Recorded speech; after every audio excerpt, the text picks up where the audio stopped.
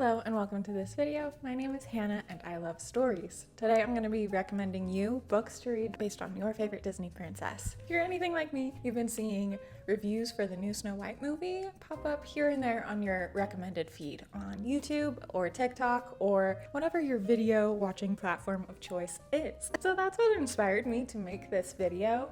And as I was putting together this list of books, I wanted to challenge myself and go for books that remind me of the spirit of these princesses, their journeys, what they learn, rather than just going for the easy shot of giving you fairy tale retellings for each of these princesses. Now, don't get me wrong, I love a good fairy tale retelling. In fact, I almost exclusively read fairy tale retellings when I was a teenager. So I've read a lot of them and would be happy to share with you my favorites if you're interested. So let me know in a comment down below if you'd be interested in my list of the best fairy tale retellings. And while you're down there, tell me who your favorite Disney princess is. With all that said, let's get to these books. Let's start off with the princess that started it all, Snow White. If your favorite Disney princess is Snow White, I would recommend that you read The Girl Who Drank the Moon. This book is about a town known as the Protectorate, where every year a newborn baby is sacrificed to the evil witch who lives in the woods. Yet they don't know that this evil witch is actually a really kind-hearted soul who then saves these abandoned newborns and takes them to a different village where the children will be raised and loved and taken care of. One year, when the witch is saving the most recent newborn sacrifice, she accidentally feeds the child moonlight, which gives the child magical abilities. So the witch decides to take in this child herself and raise the little girl herself. I have connected these two stories because both center around a young girl who is forced out of her home and ends up living in a little cottage in the woods surrounded by kindness and love.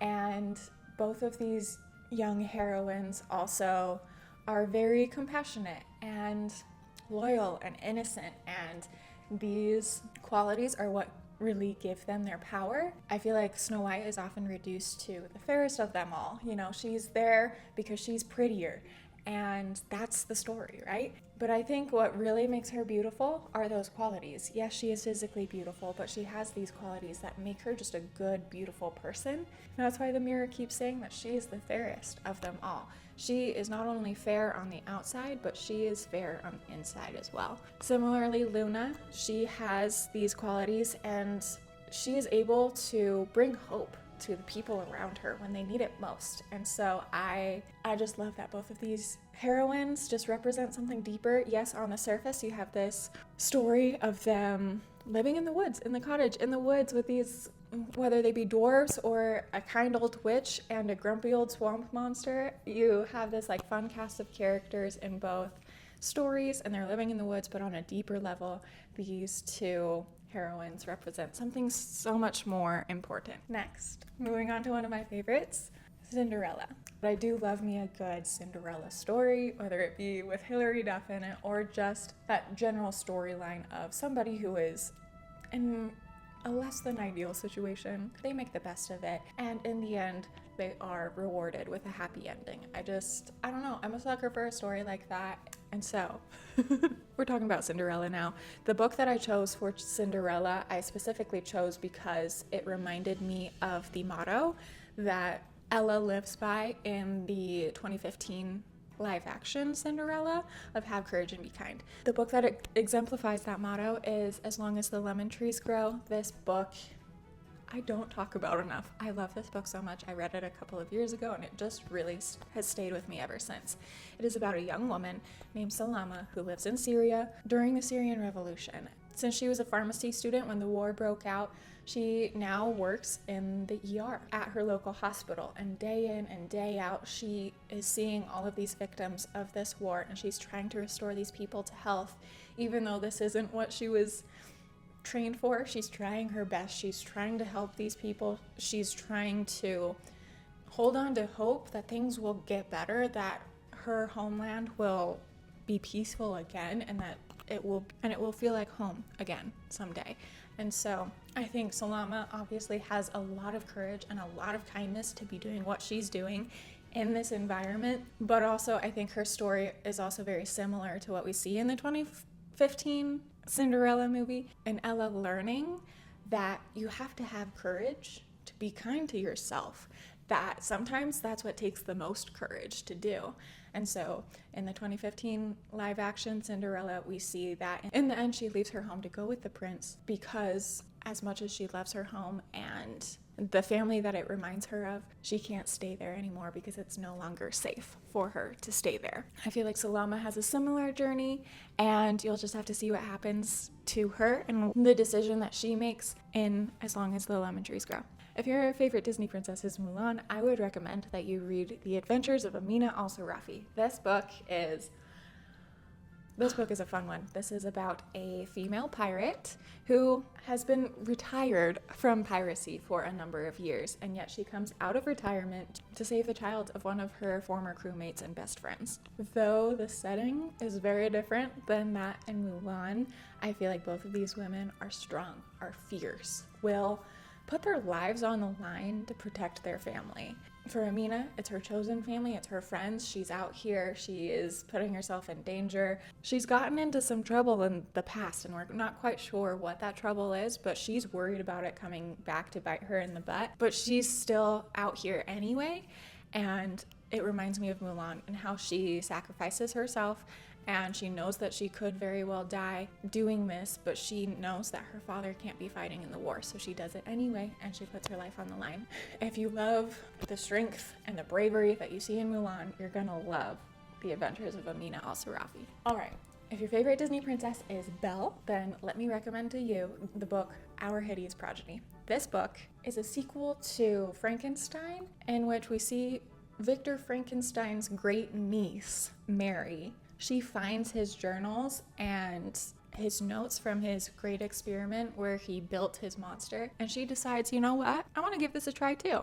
She's a scientist, she is very well educated, and so she wants to give it a try to see if it turns out better than it did for Victor. I'm recommending this book to you because Mary reminds me a lot of Belle in that both of them are very intelligent women. Both of them want to learn more. They are hungry to read and learn and just experience everything they can in the world, and yet they live in a world where all of these things are discouraged for women. Both of them kind of struggle to fight for this. Both of these stories also center around a beast or a monster of some sort, and we kind of learn like who the real monster is. You know, and so I think this is the perfect book if you love Belle. If your favorite Disney princess is Moana, let me recommend Lord of the Rings.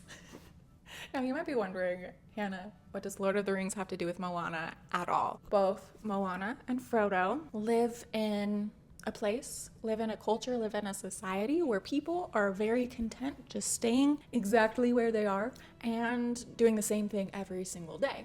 Yet Moana and Frodo aren't as content doing the same thing day in and day out in the same place that they've been their whole lives, because they have been raised by an older relative who has told them stories of adventures in far-off lands. And so when Moana and Frodo are presented with a piece of jewelry that has to be delivered to a far-off land in order to stop an evil force from dominating the world, they take that chance and they go on this journey to save the world from this dark evil force. There are a few more similarities than you might have thought initially. On a more personal level, Moana and Frodo just really have a lot in common. As I said, they both long for adventure. They both long to explore. They're kind of different from everybody else around them in that way.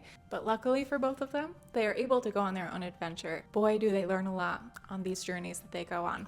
So check out The Lord of the Rings if you like Moana. I think you'll really like it. Now last, we are going to talk about my favorite Disney princess, Rapunzel. If your favorite Disney princess is Rapunzel, I think you should read A Sorceress Comes to Call. This book centers around a mother-daughter relationship that is very similar to the relationship between Rapunzel and Mother Gothel in Tangled. This book is about a young girl named Cordelia and her mother, who is a sorceress. And her mother is very controlling, and she shelters Cordelia.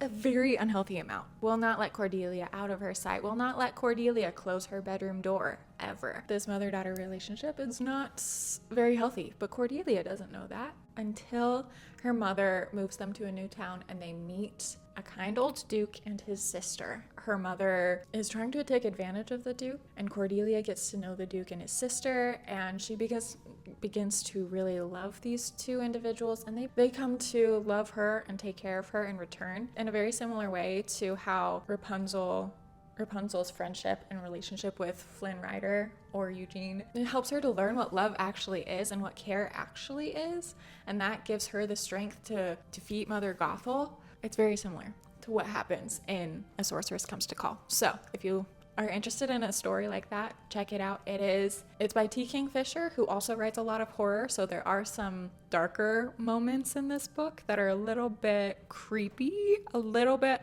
not full horror, but you know, definitely darker Brothers Grimm fairy tale vibes. So, but I still loved it. So check it out if you're interested in that. And those are all of the books.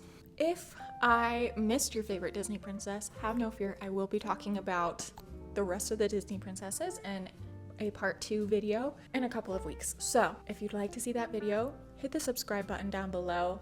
And if you'd like to be notified right when that video comes out, click the bell icon that's right next to the subscribe button. And while you're down in that general area of the page, just a reminder, let me know who your favorite Disney princess is in the comments. I would love to know. And with all that said, thank you so much for watching this video. Thank you for listening to me ramble about books. I will see you in my next video. Bye.